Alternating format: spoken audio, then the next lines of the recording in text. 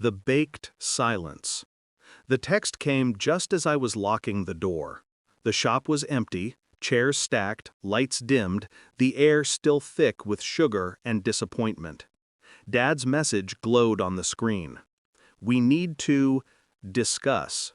It ended abruptly, mid-sentence. He never finished it. He never needed to, because by then I already knew. The night had been a quiet catastrophe. Months of planning, sleepless nights, and borrowed hope, all leading to this, the grand opening of my dream bakery, Eloise's Hearth. Every recipe had a piece of me in it, the sourdough from childhood, the almond tart from my mother's faded notes, the lemon glaze my father once said could heal grief. And yet, no one came. Not my parents, not my sister, not the cousins who'd promised to help with marketing. They all went to Rosie's promotion party instead. Rosie, my cousin, my father's golden child, his real achiever. I had smiled through the evening, smiled when strangers offered polite praise, smiled as I wrapped leftover pastries for the homeless shelter. But when I turned the key at midnight and saw Dad's message, the smile dissolved. The word baked lingered like something unfinished, something deliberately. The next morning, the newspaper featured Rosie's photo on page 3. Family celebrates milestone at exclusive rooftop event. There he was, my father, standing behind her, glass raised, pride spilling from every line of his face. He looked happy, the kind of happy he never looked for me. Still, I said nothing. Silence has its own temperature, cool enough to preserve what's left of your dignity. I began noticing things, patterns. When I visited home, the framed photo of me at culinary school had vanished from the hallway. Rosie's face took its place. My father's office now carried her company's logo on his notepad. My recipes, my handwriting, appeared on her Instagram posts, rebranded as Rosie's Rustic Collection. Coincidence, I told myself? Or maybe I just wanted to believe that betrayal still required intent. But then, one afternoon, I overheard a conversation. It slipped through the cracked door of Dad's study like poison smoke. "She doesn't have the business sense," he said. "She has passion, but not direction." Rosie laughed softly. "Then we take her recipes. She'll think we're helping her." Silence. Then my father's voice again, calm and certain. "She'll be grateful. That's the beauty of it."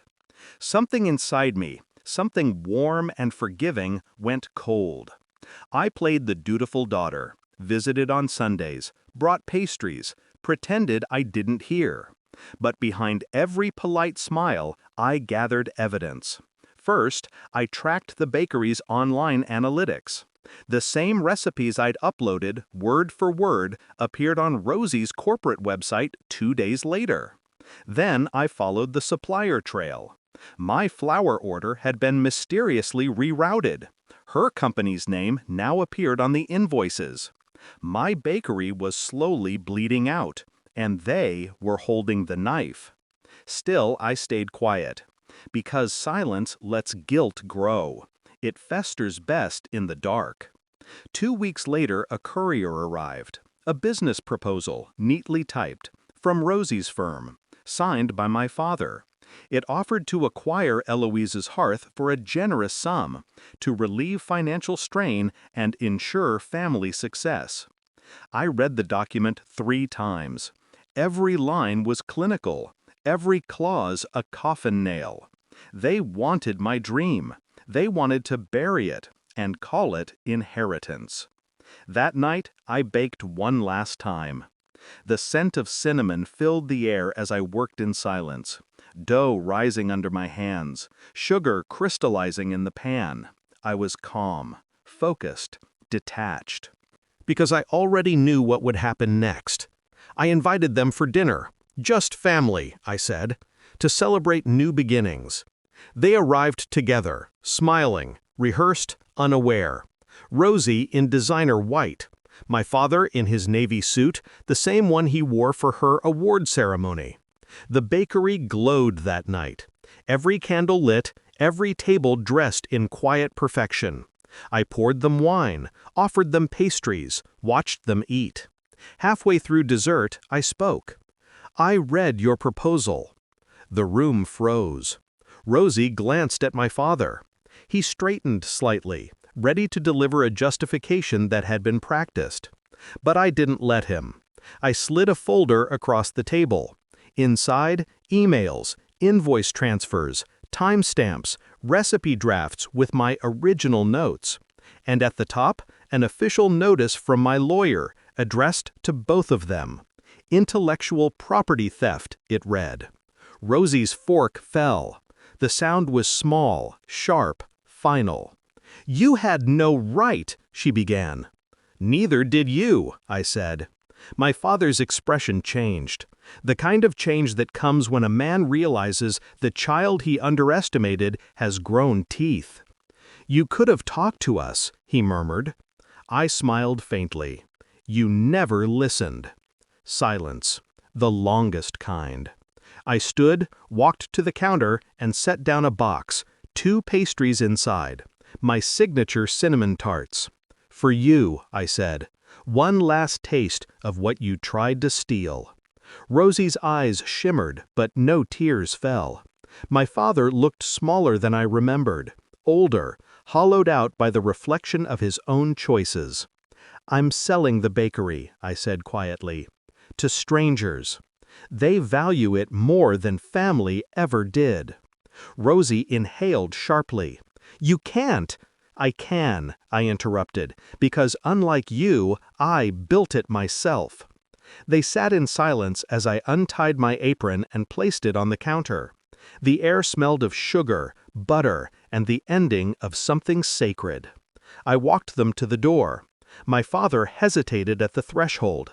His eyes searched mine for softness, for forgiveness, for the daughter who used to beg for approval. She wasn't there. He cleared his throat. "Eloise, this isn't what family does." I met his gaze. "No," I said, "it's exactly what family does." And I closed the door. Later that night, I sat alone by the oven, watching the last batch rise. The dough expanded slowly, perfectly, obedient to the heat, unbothered by betrayal. My phone buzzed again. Another message from Dad. "We need to discuss the baked." The same unfinished line. Maybe he meant the baked goods. Maybe the baked lie. Maybe he simply couldn't finish what he started. Either way, I didn't reply. I turned off the oven, packed the last loaf, and left the key on the counter. Some creations aren't meant to be saved. Some must burn to reveal what was rotten underneath. Outside, the night smelled of rain and smoke. I didn't look back. Because sometimes silence is the only flavor left worth keeping.